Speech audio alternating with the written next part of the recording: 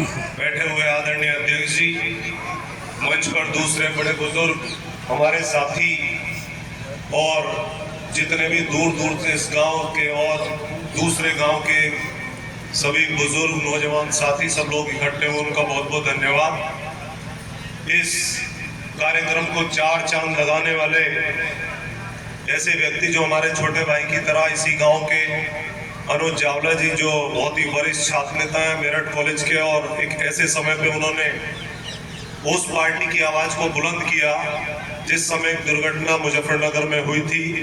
बहुत ही जुझारू, बहुत ही कर्मठ और संघर्षशील, और न जाने कितने मुकदमे अपने ऊपर लेकर के फिर भी झंडा बुलंद करके इन लोगों ने उस चीज को जिंदा रखा।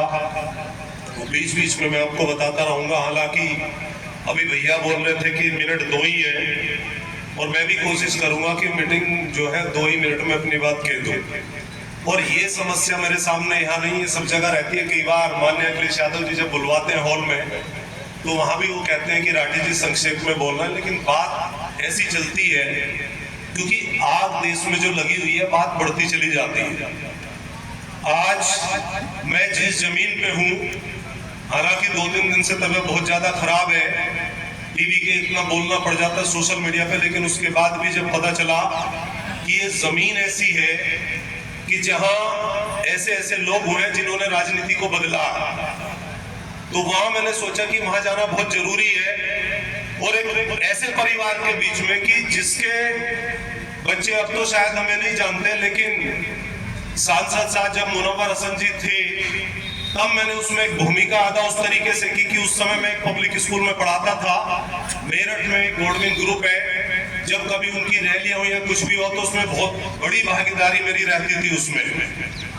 उसके बाद छोटा सा परिचय मैं अपना दूंगा कि मैं यूनिवर्सिटी में जब प्रोफेसर बना, जब कमीशन मैंने टॉप किया, तो चूंकि मैं आज भी गांव में रहता हूं, गांव से जुड़ा हुआ हूं, और मैं 1 या 2 बार लगभग सिविल सर्विस का एग्जाम भी पास किया। उसके बाद मैंने सोचा कि अगर मैं प्रोफेसरशिप करता हूं तो उसके साथ साथ कुछ ऐसा भी रोल मेरा होना चाहिए कि समाज में, या चूंकि मैं रूरल बैकग्राउंड से हूं या गांव में, मेरा कोई ऐसा योगदान होना चाहिए कि मेरे अपने लोगों का या समाज के लोगों का भला हो। तो मैंने किताबें लिखी, और मेरी सबसे पहली किताब थी किसान आत्महत्या के ऊपर, दूसरी थी मेरी नोटबंदी, और तीसरी जीएसटी मिला। जब मैं अभी कई आदरणीय लोग इस गांव में बैठे थे, जब मैं उनसे बात कर रहा था कि धरातल की दुनिया और टीवी की दुनिया और वास्तविकता की दुनिया यह बिल्कुल अलग है। जब मैं टीवी पे बैठता हूं और पहले जब मैं देखता था तो मुझे लगता था कि जो टीवी पे आता वही सच है, लेकिन आज जब मैं बैठता हूं, अगर आप स्टूडियो में चले गए तो आप उसके बाद कभी जिंदगी में टीवी नहीं देखेंगे। वहां काम ये होता है कि वहां 2 लोगों को बुलाया जाता है, एक हमारे धर्मगुरु होते हैं, एक मुस्लिम धर्मगुरु होते हैं। हम चूंकि पार्टी की तरफ से बैठते हैं इसलिए कोई पैसा नहीं मिलता, लेकिन उनको 5-5 हजार रुपए आधा घंटे के दिए जाते हैं। किस बात के लिए? इस बात के लिए कि हिंदू धर्मगुरु को मुस्लिम भाइयों को उल्टा सीधा बोलना, और मुस्लिम धर्मगुरु को उनके लिए बोलना, और ये एजेंडा चलाना।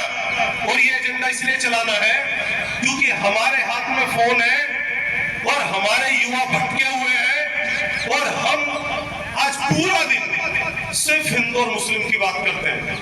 मैं 2019 से समाजवादी के मीडिया पैनल में हूं, लेकिन उससे बड़ी बात यह है कि जब मैं सच्चाई जानने आता हूं और युवा जब बहस करते हैं कई बार, तो जब मैं उनसे ये कहता हूं कि मैं आपकी सारी बात मान लूंगा, लेकिन बात आपके क्षेत्र पर होनी चाहिए, और बात वो होनी चाहिए कि या तो मुझे अपना बना लो या तुम मेरे बन जाओ।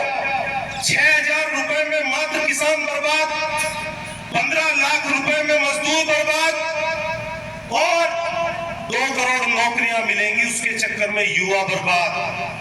लेकिन मिला कुछ नहीं। उत्तर प्रदेश के 2.5 करोड़ किसानों का 1.5 लाख करोड़ आप माफ नहीं करेंगे, लेकिन अब 30 पूंजीपतियों का 14 लाख करोड़ माफ करेंगे।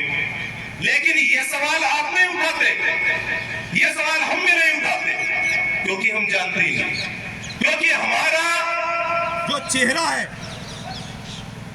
हमारा चेहरा जमीन पे नहीं है। हमारा चेहरा अगर आप देखेंगे तो चाइना और पाकिस्तान की तरफ है, हमारा चेहरा अफगानिस्तान की तरफ है।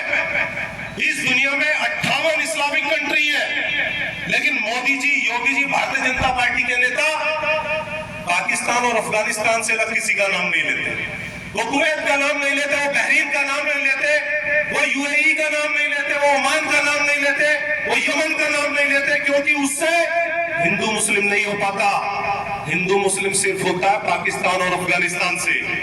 हिंदू मुस्लिम सिर्फ होता है इस देश से। आदरणीय मोदी जी बाहर किसी देश की मस्जिद में जा सकते हैं, लेकिन हमारे देश की मस्जिद में नहीं जाएंगे। ये सच्चाई आपको समझनी पड़ेगी। हम सब ये सच्चाई इसलिए, क्योंकि मैं एक प्रोफेसर हूं, मैं कभी झूठ नहीं बोलता और ना मुझे चापलूसी करने की आदत है। सिर्फ इस देश में मुसलमानों का इलाज करने के चक्कर में व्यापारियों का इलाज हुआ, वकीलों का इलाज हुआ, छात्रों का इलाज हुआ और जाटों का इलाज हुआ, लेकिन हम लोग ये चीज नहीं समझ पाएंगे। आज मैं जहां तक समझता हूं, ये बताएंगी इकरा हसन जी संसद का चुनाव लड़ रही है कि लगभग एक प्रत्याशी के ऊपर 94 लाख खर्च करने का प्रावधान है। अगर इस हिसाब से देखें तो 550 करोड़ में चुनाव हो जाए, लेकिन भारतीय जनता पार्टी ने 2019 में चुनाव में पैसे खर्च किए 27,000 करोड़, और वो 27,000 करोड़ आपकी जेब के। एक मिनट में कहकर के मैं अपनी बात खत्म कर रहा हूं, 1 मिनट से ज्यादा नहीं लूंगा। मोदी सरकार कहती है कि घोटाला नहीं है, लेकिन फिर भी देश पे कई गुना कर्जा, देश की इकोनॉमी पत्थर है, आपको नौकरी नहीं मिल रही है। इसलिए मेरा आप लोगों से निवेदन है, क्योंकि बार बार मुझसे अपील की जा रही है कि टाइम हो रहा है, मैं आपसे हाथ जोड़ के निवेदन करता हूं कि ऐसी शख्सियत को, कि जो आपको अपना पिता मानते हैं, आपको अपना भाई मानते हैं, और इस राय में आपके साथ खड़े, और आप दो लोग जो जिंदा लोग हैं, जो इस सरकार के सामने तल के खड़े, आपका नाम उन सुनहरे अक्षरों में लिखा जाएगा। इसलिए आप इनके हाथ मजबूर करें। एक नारे के साथ मैं अपनी वाणी को विराम देता हूँ। एक नारा बोलना दोनों हाथों का, हमारी एकता जिंदाबाद, हमारी एकता, दोनों हाथ उठा के बोलना, हमारी एकता, हमारी एकता, आप पीछे तक बोलना, हमारी एकता, हमारी एकता। बहुत बहुत धन्यवाद।